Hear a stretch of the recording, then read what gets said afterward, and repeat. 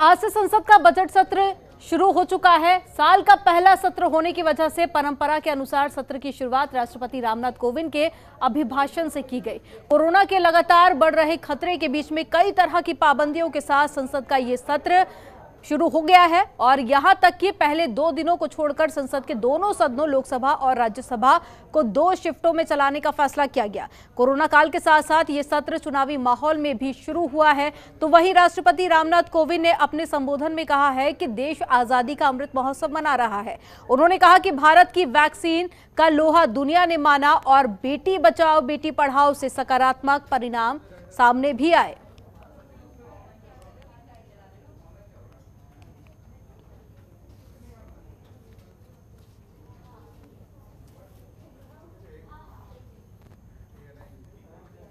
सरकार देश में 90% से अधिक वयस्क नागरिकों को टीके की 1 डोज मिल चुकी है, जबकि 70% से अधिक लोग दोनों डोज ले चुके हैं।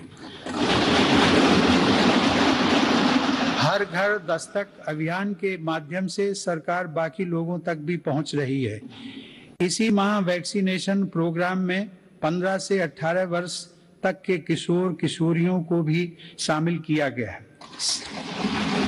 साथ ही फ्रंटलाइन वर्कर्स और बीमारियों से ग्रस्त वरिष्ठ नागरिकों के लिए प्रिकॉशनरी डोज की भी शुरुआत की गई है।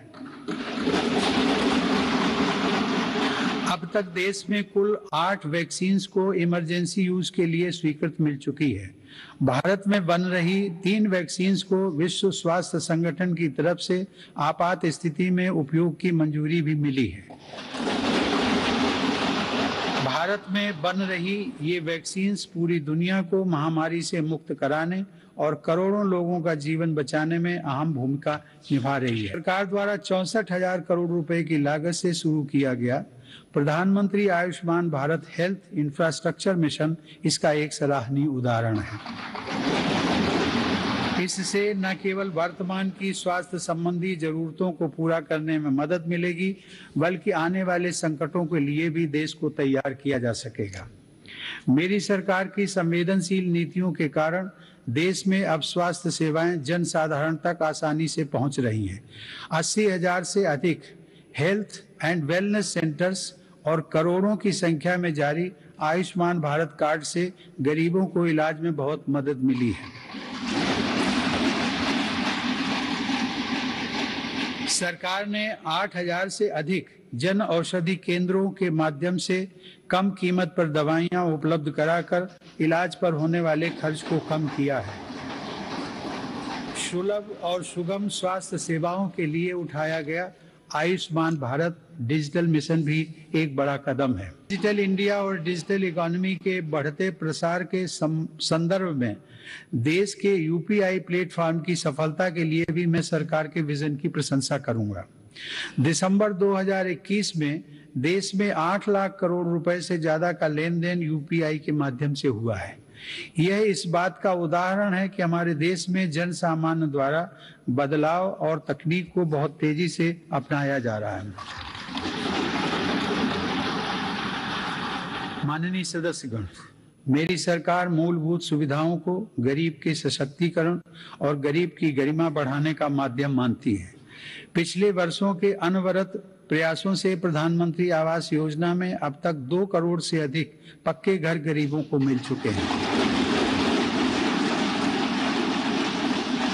प्रधानमंत्री आवास योजना ग्रामीण के तहत गत 3 वर्षों में करीब 1.5 लाख करोड़ रुपए की लागत से 1 करोड़ 17 लाख घर स्वीकृत किए गए हैं। सदस्यगण, मेरी सरकार ग्रामीण अर्थव्यवस्था और देश के किसानों को सशक्त बनाने के लिए निरंतर काम कर रही है।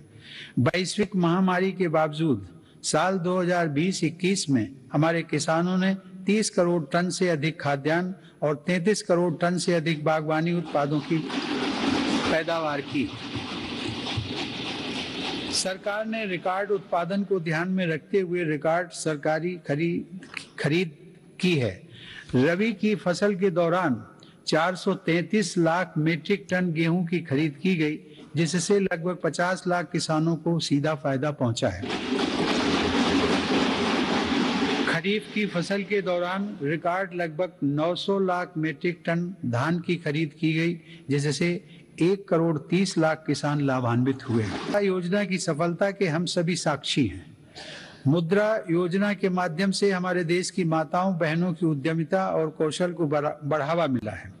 बेटी बचाओ बेटी पढ़ाओ पहल से अनेक सकारात्मक परिणाम सामने आए हैं और स्कूलों में प्रवेश लेने वाली बेटियों की संख्या में उत्साहजनक वृद्धि हुई है। बेटे बेटी को समानता का दर्जा देते हुए मेरी सरकार ने महिलाओं के विवाह के लिए न्यूनतम आय को 18 वर्ष से बढ़ाकर पुरुषों के समान 21 वर्ष करने का विधेयक भी संसद में प्रस्तुत किया है। सरकार ने 3 तलाक को कानूनन अपराध घोषित कर समाज को इस कुप्रथा से मुक्त करने की शुरुआत की है। मुस्लिम महिलाओं पर केवल मेहरम के साथ ही हज यात्रा करने जैसे प्रतिबंधों को भी हटाया गया है। वर्ष 2014 से पूर्व अल्पसंख्यक वर्ग के लगभग 3 करोड़ विद्यार्थियों को छात्रवृत्तियां दी गई थी, जबकि मेरी सरकार ने वर्ष 2014 से अब तक ऐसे 4.5 करोड़ से अधिक विद्यार्थियों को छात्रवृत्तियां प्रदान की।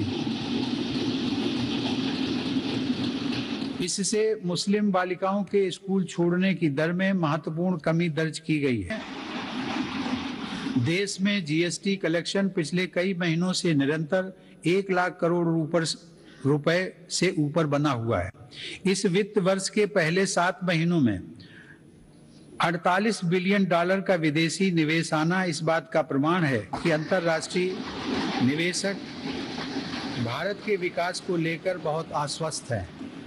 भारत का विदेशी मुद्रा भंडार भी इस समय $630 बिलियन से ऊपर है।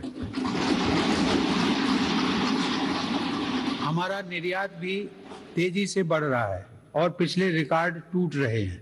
2021 में अप्रैल से दिसंबर के दौरान भारत का गुड्स निर्यात लगभग $300 बिलियन यानी 22 लाख करोड़ रुपए से अधिक रहा है।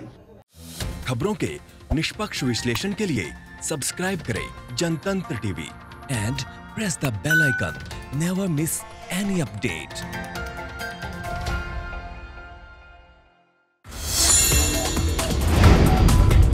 Download the Janatantra TV app, available on Google Play and App Store. Download it now.